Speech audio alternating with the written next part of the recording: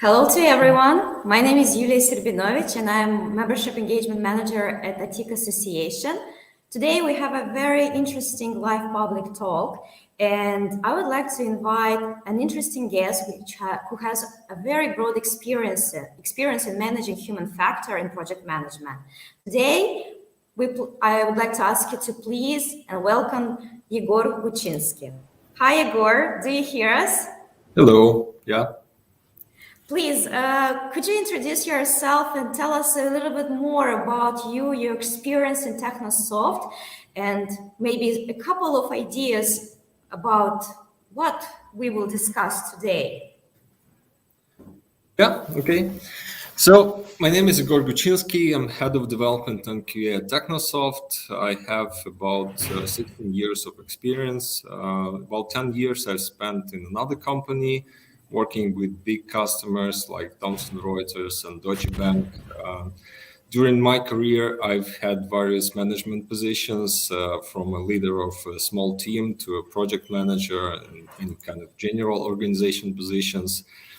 I'm also a certified Scrum Master myself, which helps me helping our projects and customers. For the last 6 years, I'm with Technosoft. Technosoft is a Dutch company founded in 1977, and this is specializing in construction engineering software development for the Netherlands market. Technosoft Moldova was incorporated about 14 years ago, and basically it's an outsourcing company, and we are helping our customers in Netherlands and Germany to develop their products. We are developing in .NET, Java, PHP, of course, the front-end frameworks like Angular, React, or Vue.js, and also DevOps. And we have a separate QA department. So, yeah, helping customers testing their products. You have a very rich experience. I'm really surprised. For 16 years, you are dealing and working in IT industry, and I think you saw many things. And you really understand how sometimes crises can maybe destroy all the work, and they can maybe create maybe such damages which will last for a long time. And when we were thinking about the topic about the human factor, I was also thinking myself, what does it mean, the human factor, in my point of view, because I think there are many explanations. But for you, from your experience, what does it mean and why it's so important to consider it in the project management? Well, human factor is one of the main success factors in project management. We ourselves in Technosoft, I personally deal a lot with project organization and people organization. And actually, this is, I was also thinking about the topic, and the human factor is actually a really broad concept. And I want to talk today more about the kind of human reliability and performance. And there's already a lot in that part. So yeah, and why is we all know that the demand for the quality stuff in IT sector is growing more and more, and there is a huge shortage in the world, and of course in Moldova as well. IT sector is growing, and also the world is changing and is demanding shorter time to value and time to market. So there's less time to develop a minimum viable product that should be working for a set of users already. More frequent releases are required, and there's for sure a lot of stress for the teams trying to cope with that. And another thing is that the human factor is also pretty difficult to predict, and also to mitigate the consequences in case of any issues. So if it's not managed properly, if the manager is not prepared for this in some way, then, well, it of course can lead to failed projects and even collapsed companies. So yeah, just don't underestimate its importance. And From the other side, from the project manager's perspective, usually we operate with various resources that are necessary for the project, and experienced people like developers, management, QA are also part of the resources required for projects. Yet those are still people with their personalities, psychological specifics, and their personal life and relationships. So everything, all those factors influence in one way or another the project progress or the ultimate success of it. I think you're absolutely right when you speak about people, about their differences. We really live right now in a very stressful time because we want to succeed in so many areas of our lives. We want to have a very high performance at work. We want to be successful in our personal life as well. So it's also the question of work-life balance. But for example, when I think about also human factor, is there any let's say classification, how we can classify it better? Maybe you can explain us and give it, and maybe you can support it with some examples so our listeners can understand, because maybe for someone this is a human factor, but for someone no, it's just maybe irresponsible attitude. So let's say like that. Yeah, well, there's a lot of examples in the world, but I will bring some examples from my experience and a bit of classification. So, in terms of relationships between people, just few examples. Customers often don't know what they want. I mean, they have an idea, and maybe a bit more than the idea, and sometimes they even have more like UI design for the project or something like this. But even then, sometimes we as developers have to redo the work, to redo the features, redevelop the features from scratch, and yeah, basically we learn together. And this is okay in the agile project, but of course it takes time and sometimes can be prevented by a bit better analysis up front, and yeah, these kind of things. So for sure that I mean, that's natural that the customers don't know what will be the final result of development. Another example, there might be, and in this kind of situation where a lot of people work remotely, and we work remotely with our customers, we could expect that there's a lack of trust from a customer towards a remote development team.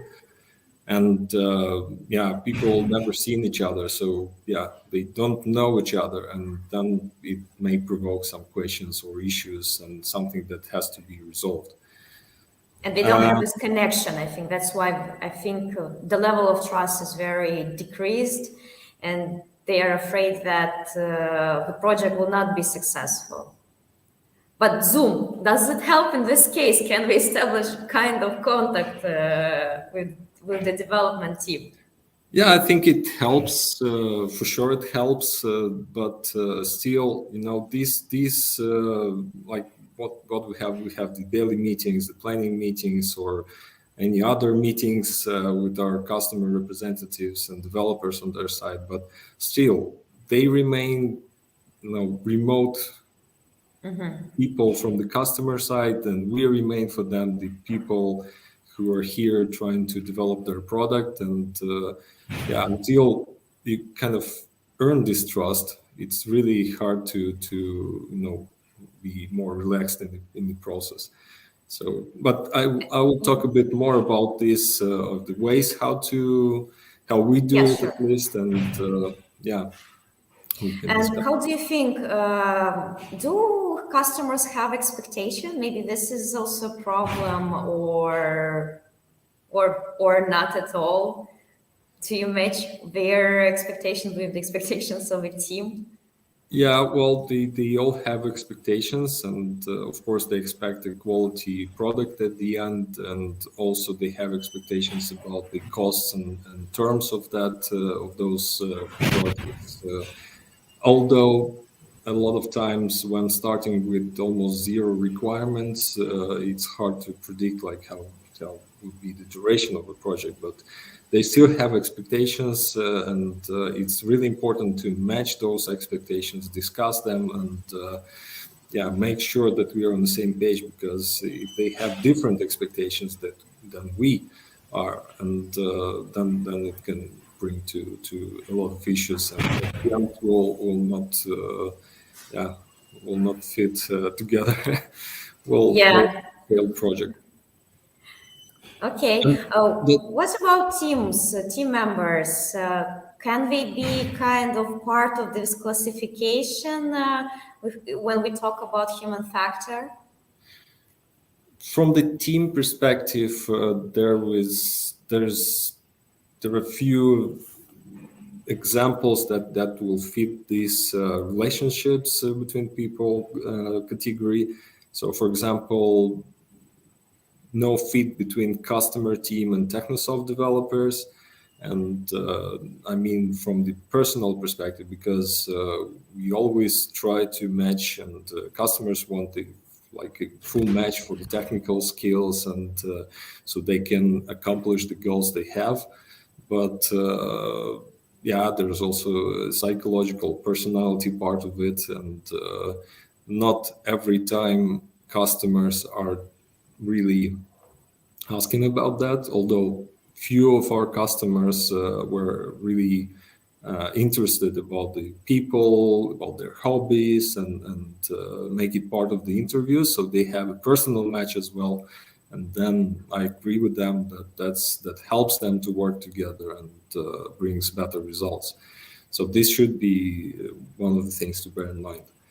And also from the teams themselves, in the development team, there might be different people, different mindsets, and some people like to work more individually and cannot function efficiently in a team, especially when there is a lot of communication involved. And some people are the opposite. They want to talk, they want to discuss. Basically, that's hard for them to work with the people who don't want to communicate. Yeah, I assume that this is really interesting and very hard, how to facilitate the teamwork between so different personalities. And I think it's a challenging thing, especially in the IT industry, because maybe this is a partially true stereotype, but we have people who are really introverts, and they would prefer maybe to work by themselves, but there are people who need to really be together because the work will go faster. And right now, as I observe, it's really also hard to introduce team members remotely in a project, because they have no idea with whom they need to work. They do not have this previous experience of talking to people and maybe understanding if they match or not match. I think this is also can be a challenge. What do you think about this implication of remote workers in a project? Yeah, it's indeed, it can be a challenge when people don't have experience with this approach. We do have this experience, and we basically all the work that we do with our customers is remotely. Having this experience, it's no problem. Basically, with, let's say, small preparations that we always do, but for the people who are not ready for this, and also for the people in the customer teams who have to embrace this new way of working with the remote team somewhere else, because in most cases they just have someone in the office and they could talk to, or even if they are working from home, these are the people from their country, from their culture, and they're really close to them. Mm-hmm. So basically this is also one of the things, one of the categories, the psychological and physiological factors that can influence the projects. People might get stressed at work and in personal life, and get tired as a result. And of course, the tired people are counterproductive and tend to make more mistakes. Some people can even, if stressed for a long period, they can really burn out. And we had at least one case with one of our customers that team leader in one of our projects has burned out and disappeared from the project for a few months. And in Europe is also it's an official reason for sick leave. So it's something that's really serious too and should be taken into consideration. I like that in the recent years, there is a really trend about mental health, and I'm very happy that in Moldova we also talk about this. I know for sure that in our culture we are not get used to speak about our problems, about our psychological needs, and sometimes maybe managers or directors, we are not aware of maybe conflicts and drama that people really have inside. And I think if we speak more about this and we share examples, people will become more aware, and maybe they will take care of their mental health, because if you are not mentally healthy, it's really it really damages your work and professional work. And as you said, this is a really clear example of how people can drop out because they really have issues, and they couldn't find anyone on this earth and this country or company who could listen to them and maybe help. Interesting. But in your opinion, what can limit also our potential in the project? Are there any issues related to the to our, how to say it maybe better, how we can unblock ourselves in order to continue working if it's hard in a personal life and working? If there is something which can help us? Well, I think it's good to be aware of that and all these personal family issues and all the other things that are happening within the people's heads for sure have an impact on their lives and of course on the projects, because if someone is distracted or has to take care of his kids or something else important happening, then for sure he's not focused on the features or the project or something that's important for the customer. So we should be aware of that, and we should take care of this. And it's something that's there all the time. And also any kind of personal attitude or personal interests that they're happening, that they can also influence the projects, and some people can make decisions based on their interest instead of the interest of the project, or thinking what's best for the project. And there are also cases where people just don't want to take the responsibility, or talking about managers now mostly.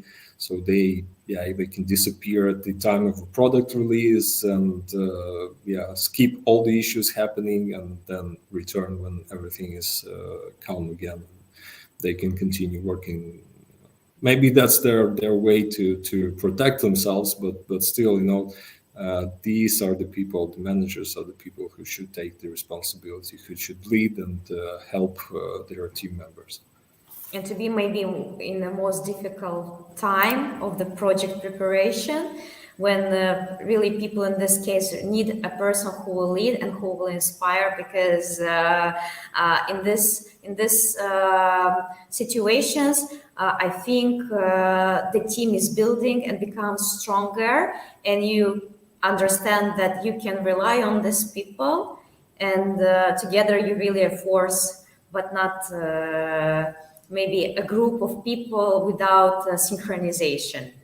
But speaking about all these classifications and examples, I know that we are all people. We are not ideal. We do make mistakes, but could we somehow predict this human factor in our work, or how we can mitigate the risks? Because the risk really can turn something in a huge crisis. And should we think about the crisis management in these situations, so like a plan A, B, C, in case if something is burning and going under control? Yeah, just want to say that people are not bad. Like we are talking about a lot about the you know the sides of the human which are bringing some issues, but in general the people are really creative and can do a lot with the huge potential. But for sure, knowing how the people can behave, and yeah, one first recommendation from me, it's to know your people, know their technical skills, and to know their communication skills, the soft skills, their weak points, and also the corresponding risks that can be associated with those risks. That helps a lot because it's first of all, that's something that you should do all the time. It's not a preparation for a project, but it's from the first day you know the person, from the day the person was hired, and even before in the interview you already should understand and should know these things at least to some extent. And of course, yeah, having regular meetings with people or just coffee conversations in the kitchen really helps to keep track of yeah, how people are feeling and what they think about everything happening around about their project, and maybe they have some personal issues, they can easily share that. So, and yeah, from the perspective of the relationships from the between customers and Technosoft, we before the pandemic we were really active in having the meetings, the kickoff meetings for the projects here in Moldova, also on the customer side. But we prefer to invite people to Moldova for the customers to see how the office looks, what's Moldova in general. That's a very good strategy of promotion. Yeah, because they get to know us, yeah, and because it's also difficult for them to understand what happens here. It's some remote country, and they've never been here. They don't know. So this is what builds trust in their heads. And we also do social activities together. So it's not only about the discussions, the project discussions in the office, but also some social activities outside the office, and to bring the developers together, bring the teams together, find some personal fit between those, like hobbies, interests, and stuff like this. But also setting up the process and those expectations properly from the start, setting up the good communication between customers and remote teams. So everything we can do during these kickoff meetings. And of course, then we should monitor this regularly and improve. But if there is a good preparation from the start, then it's easier to do it later. Yeah, if you have a design, I think a design of a process, you can really avoid unpleasant circumstances. But you also talk about psychological matters. So can we use some techniques in order to predict this human factor in the human management? Could we somehow overcame this risk? And maybe you have a strategy at Technosoft which helps you to avoid crises related to the human factor. Yeah, well, I want to introduce the concept of, just to share with you the concept of 6 human needs. It's a concept developed by Tony Robbins. It's also kind of based on the Maslow's diagram of people's needs. And it mentions the certainty, uncertainty, significance, connection, growth, and contribution. And of course, for different people, the different needs will be on the top. but definitely these are the needs that are important for people, and also they relate to what we do here in Technosoft. So people always need some kind of certainty in their life, and same they need in their job. So we try to provide the stability and comfort at their workplace, so they can be sure in the in the tomorrow. So they can be sure that they don't get their job lost, and so it will be comfortable for them. And they can imagine themselves somehow in the upcoming 5 years. Yeah. Well, the 5 years is it's a kind of long term, and now especially it's difficult to predict anything. But that everyone needs stability, even in this kind of situation is even more important. Yes, and pandemic also told us that we need to be prepared for very unpredictable scenarios, and to raise our level of adaptability if we want really somehow to manage everything in our lives. So we should leave some space for maybe unpredictable scenarios, but which can anyway teach us very good lessons, and not to stuck in the same place maybe for many years. Okay, so we need to keep in mind that companies should provide certainty to their employees, to the teams. This is really important. If we really are prepared psychologically, we can deal better with the stresses, with the conflicts that can appear. This is really interesting. And by the way, is there anything else that you'd like to share, how we can improve our psychological levels in order to avoid risks in our work? Well, I think we should just keep track of those needs. We should be aware who has which of those needs from the team perspective, and of course, I'm not the doctor to assess the psychological state of the people, but you can have a feeling. You can talk to people and know what they feel and how they feel in general, what they think about the project, what they need, because some people really want to be challenged, for example, try something new. Some people need more like stability and comfort. Others want to feel important,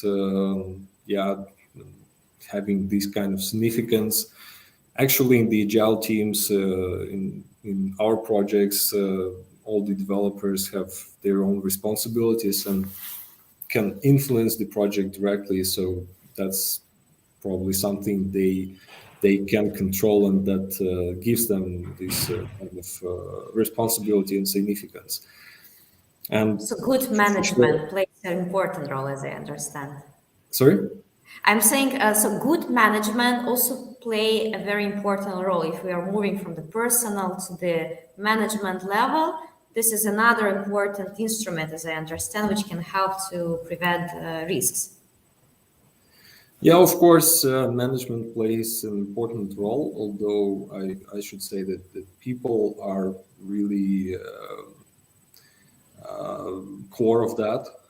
But if the manager sets the right processes, set up clear long-term and short-term goals, and also up to individual product requirements and acceptance criteria, so people know what's expected from them.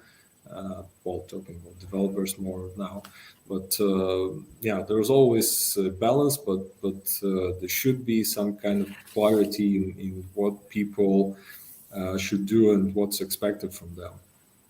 And people, it's good for the manager to make sure that people are engaged in the project and they have a kind of satisfaction from what they do. From the other side, if you want to mitigate the risks of these human factors, project managers should take some measures, should encourage domain knowledge sharing, for example, have some pair programming or code reviews to share the code knowledge. I don't know, developers should know how to do releases. It's not just one person who would do, for example, and if he is ill, then everything stops. And another possibility is just to eliminate the human from the process as much as possible. And how do you think, is it possible to eliminate completely the human? It's not fully possible, and of course, we still need people in projects, but you can think about automating processes, some routine tasks, automating deployments, and of course, testing where possible. So then you don't have to care about any kind of mistakes that are made in the deployments, for example, because of the different way person done it, or bad mood he was when doing the last deployment, and that's why he screwed up everything. So this is how you can arrange it from the project perspective. One of our listeners is asking right now, so what kind of activities do you do in order to motivate the team? So if we speak about the management process, do you have some examples that motivate the team to stay so tuned all together and they are aware of the needs of each other? So can you share something with us? Well, motivation is really a different big topic, but the motivation, I think, appears when people like what they're doing, and if their needs are satisfied in at least to some extent, or like you cannot make everyone happy, but at least if you take care of that, take care of the people, they can be also motivated. But also, for sure, it's to avoid some kind of projects or work that's kind of boring. And we try to do this as much as possible in Technosoft. So try to select the projects and try to find a match between us, because at the end it doesn't work and it brings only issues, and also people can leave, and people are our most valuable asset. So it's we should take care of them. Okay. Another participant is asking us if prioritization of tasks is possible in mitigating these risks. So sometimes we struggle to understand what is the most important task and how we can do it, and how. Maybe you can share a secret for our audience. Well, it's difficult, and actually prioritizing is one of the brain's most energy hungry processes. So this prioritizing work is something that people should definitely do when they still have a lot of brain resources. Do it first thing in the morning. So people tend to multitask, and that's what I often also do, and I'm not proud about it. I'm trying to minimize this as much as possible. So learning how to prioritize the prioritizing, to do it first, then you have a kind of a plan for the day, and you know which task which things you should do during the day, and which are not so important that you can postpone them. And also, it's good to start with the day with the most intensive brain work activities. Plan. So start with something hard and then move to something more something easier. Something easier, and also managers should help their teams to do the same, because it's really easy to get to start the day with reading the emails, starting to reply to some things, and get distracted from the priorities. And same happens for developers. They maybe start with some bug fixing instead of some big most important feature or something like this. But from the other side, you can also alternate the intensive brain work activities with some routine tasks, so your brain can calm down a bit, and then you can help switch your mind, I think. Yeah, switch and make it more efficient. And for sure, the thinking resources, the brain resources are limited for the day. That's why we feel like tired and exhausted at the end of the day. And at some point, it's not possible to just do more or push more to complete something. Your brain is already trying to get rid of this stuff. You feel that you don't want to do this, difficult tasks, and also another thing is that for people it's easier to focus on something they know, and they usually know the problems rather than solutions, and it's easier to think a lot about the problems, and you can feel like you're trying to find a solution, but you're not. And so just focus on what can be a solution, what can really solve the problem. If it's a big, difficult problem, you can also split it in parts. Do it in the morning and stuff like this, but don't spend time for discussions about the problem itself.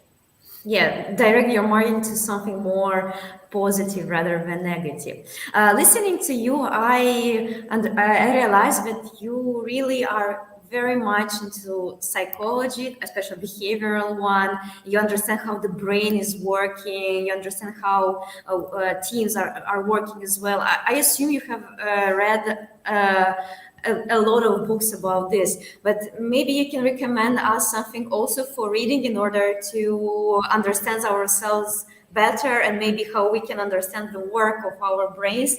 Because I for example, in my work, I also a multitasker, and yes, by the end of the day, I really feel very exhausted, and I do realize that better have less tasks, but you're making very in more qualitative ways.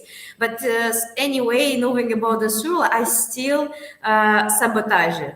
And maybe I need to read something good in order to become more efficient. Well, I've recently read one book. I'm still reading it, actually. It's a book named Your Brain at Work by David Rock. It really explains very well how the brain works and why people have all these problems, with examples and also recommendations how to deal with those situations, how to solve it, and how to help you to overcome these difficulties, because you can do the same things differently, and this will help you to succeed rather than struggle. So I definitely recommend this one. Good. One of our listeners also is asking, listening to your experience, you possibly really deal with a lot of stress. And our listener is asking how you manage your stress in your life, at work, at life, how you stay so calm, maybe in the most toughest situations. You have to deal with that. You have to relax at some point, and for sure. Maybe meditation can help. How do you think? Maybe. I'm not doing it, but I heard a lot of people who get help from this. But in general, just switching from something, when you're busy with some important task, when you're in a rush, you get a lot of stress. So just switching a bit to some relaxing activities, and we just get to the relax zone and get some play fresh game. Air. Get some fresh air, play game. In football game or pool, or just spend 10 minutes in the massage chair, and then already you have different situation, different mood, and you can continue. But for sure, just don't get too much deep into stress, and stop at some point and think that it's not a solution. It's not possible to push to the limits, because at the end you will just suffer, and the project will not really win from that perspective. So at Technosoft, do you have a very open culture of discussing all of this? Because I think when you share all these experiences and examples, I think you encourage your team members to share, to speak, and not to keep everything inside. Well, in general, we in Technosoft, we're pretty flexible, and we take the individual approach to dealing with our employees and with people.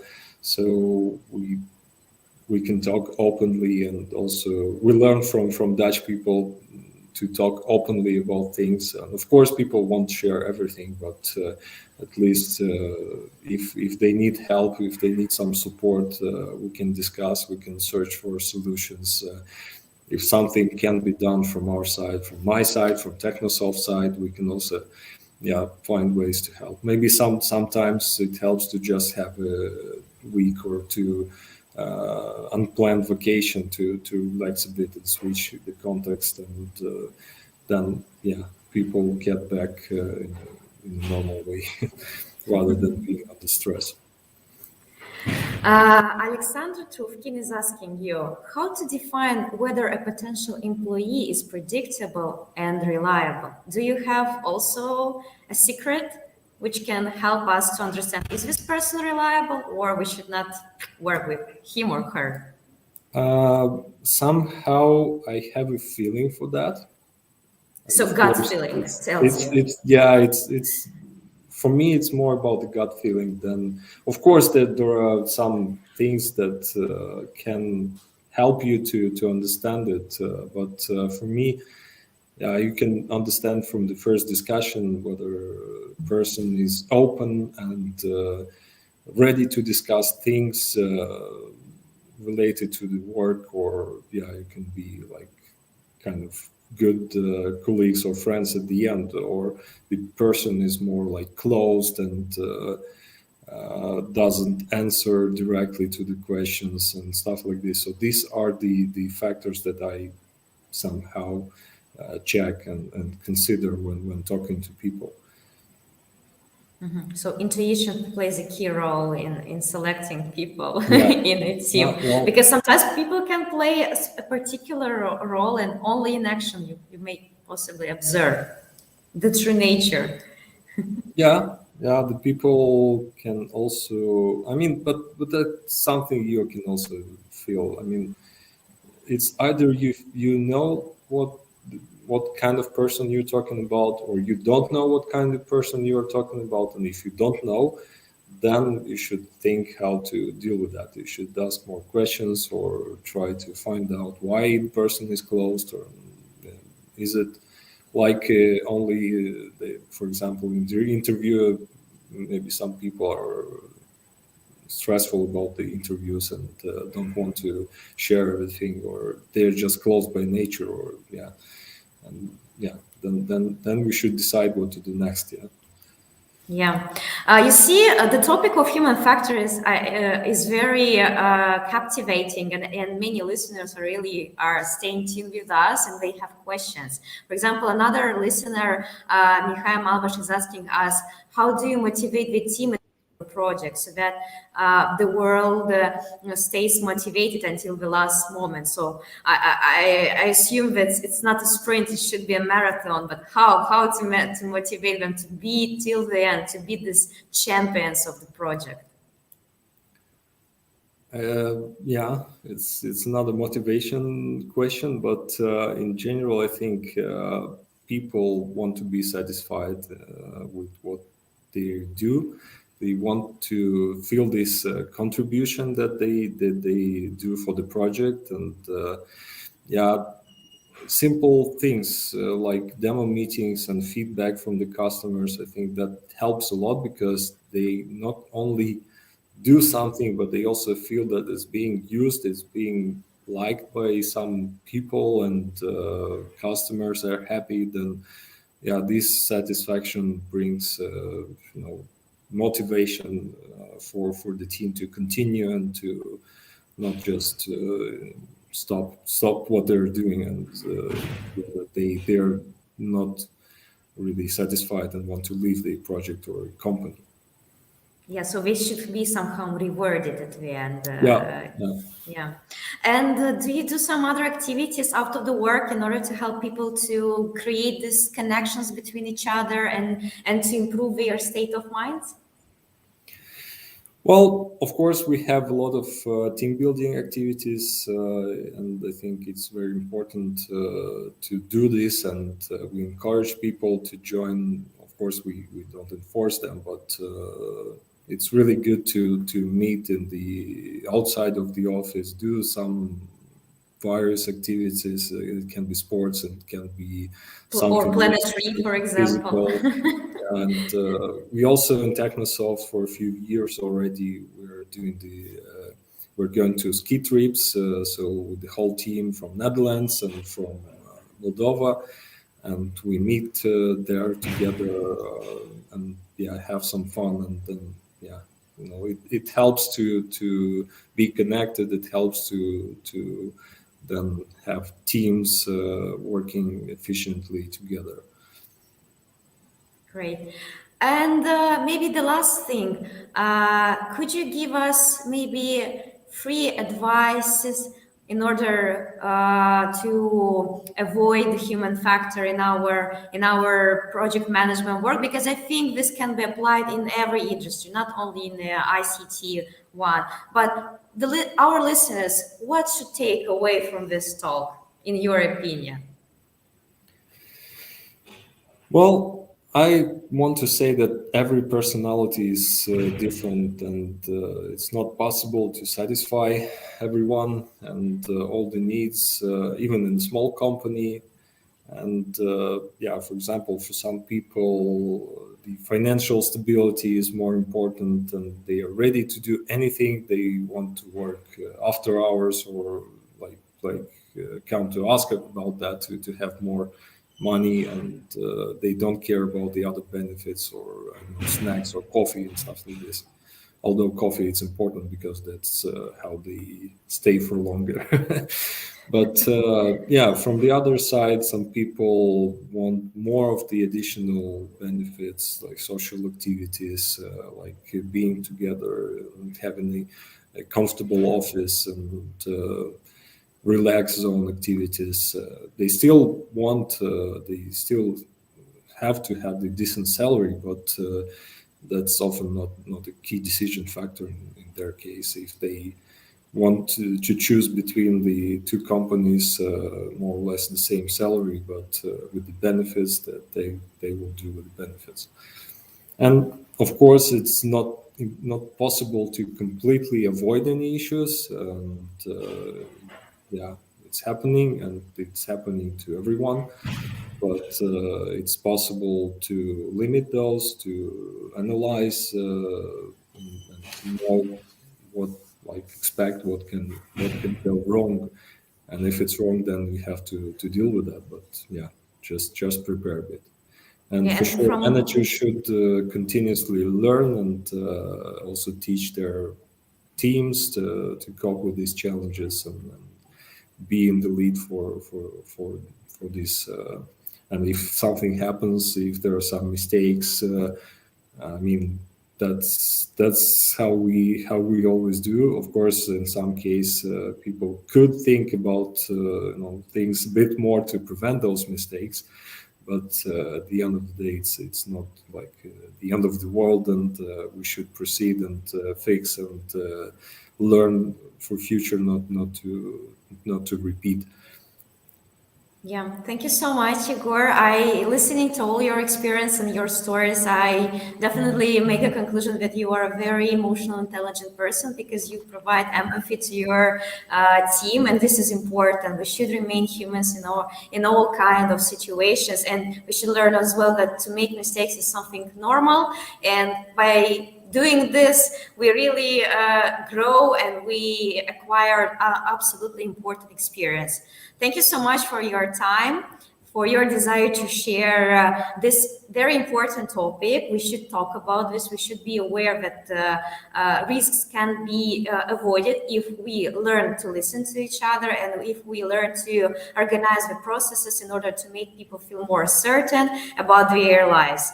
Thank you so much, and thank you to Technosoft for being on the Moldova market, because this example shows that we can be very proud for our IT industry, especially for such companies as you make part of it. Thank you so much, Egor. Thank you. Thank you very much.